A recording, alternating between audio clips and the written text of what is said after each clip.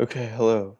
This is Daniel Stepanyan, and I'm going to be presenting today about Boda's pocket gopher, or that's the common name, and the scientific name is Thomomys Bottae. A lot of people will pronounce it thom Thomomys or Thomomys, but it's Thomomys Bottae. The order is Rodentia. The suborder is Castoromorpha. The family is Geomidae. The genus is Thomomys. And the species is Bote, and this is him right here. So first, the physical description.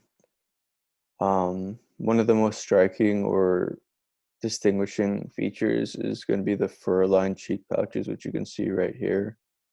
So these are pouches that are outside of the mouth, um, and they're going to be fur-lined, like I said.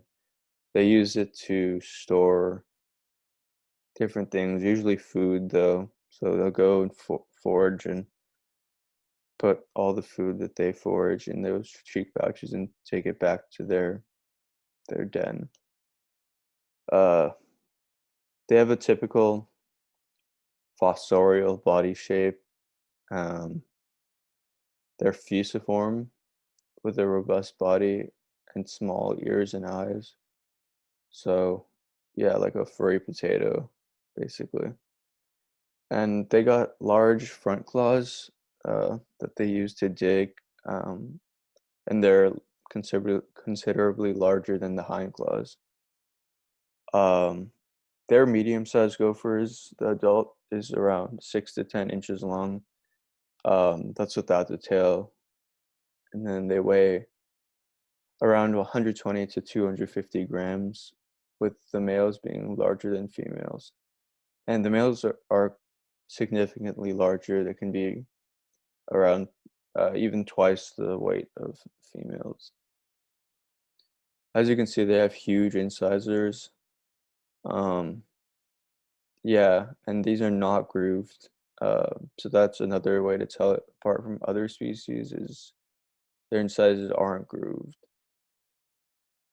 They have silky, dense pelage, um, but the color is not a good way um, to distinguish them because it varies a lot. So they can be gray, tan, brown, or they can be even black too. So the geographic range, globally, it's going to be found in the southwestern states in the US and parts of northern Mexico. Um, so it's pretty common in places like California or Arizona or Utah. Um, but yeah, it's also found in most of Baja California and even parts of Texas.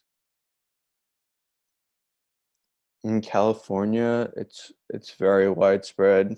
You find it basically everywhere you go, except in the mountains, parts of the mountains of the Sierra Nevada, and also the northernmost and easternmost, northeasternmost part of the state.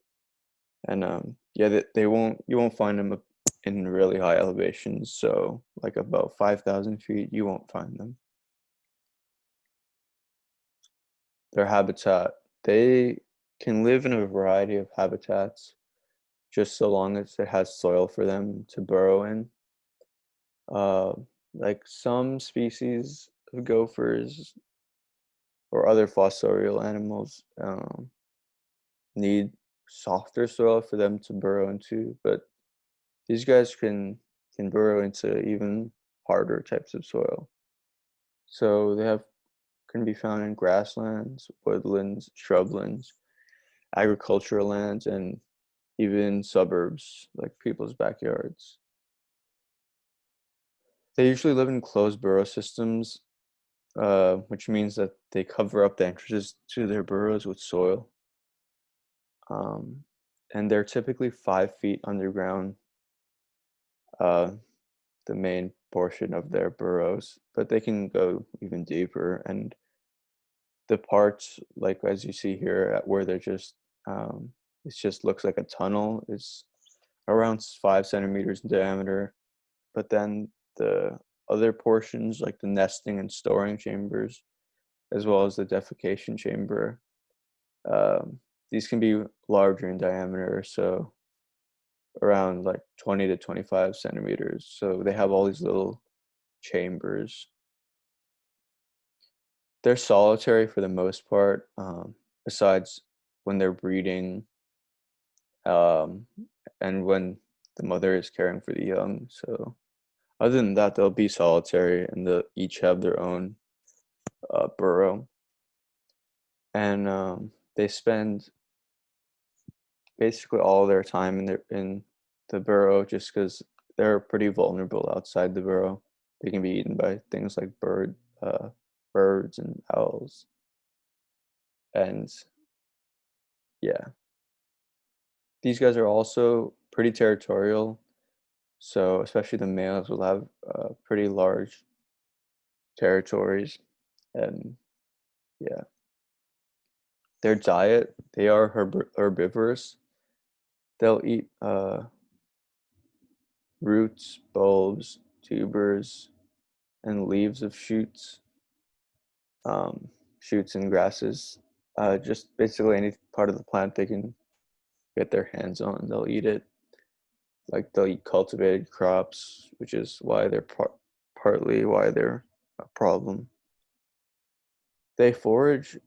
One interesting thing is they forage the roots of their plant from inside their burrow. So if they see like the root of a plant, they'll eat it, and then once they've eaten the root, they'll pull the whole stem through the burrow, and then they'll just eat the stem.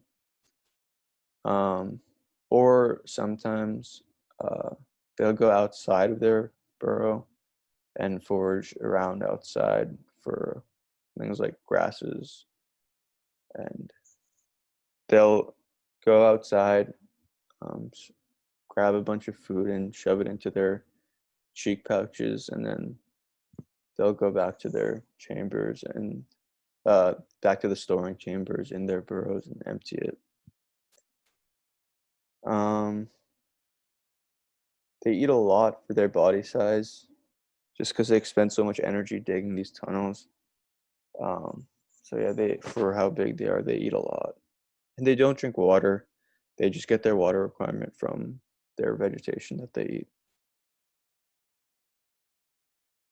All right, reproduction. In areas with sufficient food, breeding can occur year-round. But for the most part, it'll occur in the spring, especially in environments with less than ideal conditions. They'll usually have one litter per year, and these litters can range from 1 to 12 young. The average will be around 4 to 5. The gestation period is 19 days, so pretty quick gestation period, and the offspring is born hairless and blind.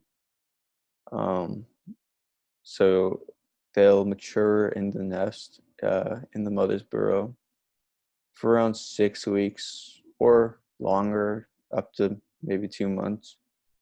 At which point they leave to create their own territory and their own burrows.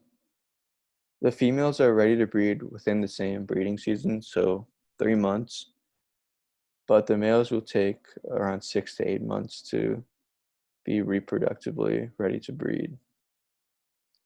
The average lifespan is 2.5 years. The oldest one that has been found was around 4.5 years. But yeah, usually they'll get eaten by predators before then.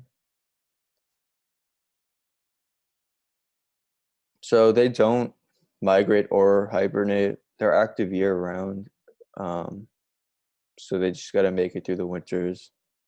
They store, like I said, they store some food, some of the vegetation in their uh, burrows, and they're active for around 9 hours a day. And they're neither diurnal or nocturnal. They'll be active during the day or night. And like I said, they don't migrate. So these guys are basically they're known as pests. They're not endangered. There's a lot of them. Um, and just because of their burrowing, they can ruin people's like backyards, uh, or in agriculture areas. They will eat crops and cut roots of some small trees, as well as damaging irrigation systems with their burrows. So they can be pests, and as a result, some people try to hunt, or there's a lot of techniques for exterminating gophers. Um, However, they are important in keeping the soil uh, good quality because they aerate and make the soil loose with their burrowing. And since I said they store vegetation, they'll bury vegetation, which will enrich the soil, and this will result in better quality soil. So it's not all bad. And just some fun facts: their middle claws grow twice as fast as the other claws because these are the primary claws that they use to dig. So these grow very fast. Their cheek pouches are huge, so they can extend all the way back to the shoulders. And when they want to get stuff out, they can turn the whole cheek pouch inside out and just dump everything out. Um, they're pretty quiet animals. They communicate by making some clicking sounds and squeaking. And like I said before, they eat a lot, so they have very large stomachs. And the amount of food they can have in their digestive tract at one time, it can be around 21% of its total weight. So if you imagine in a person, a 150-pound person, that'd be like holding 30 pounds of food in your stomach or in your digestive tract. Sorry. So yeah, these are the sources that I used. And that was my presentation on Boda's pocket gopher or Thomomys bottae. Thank you.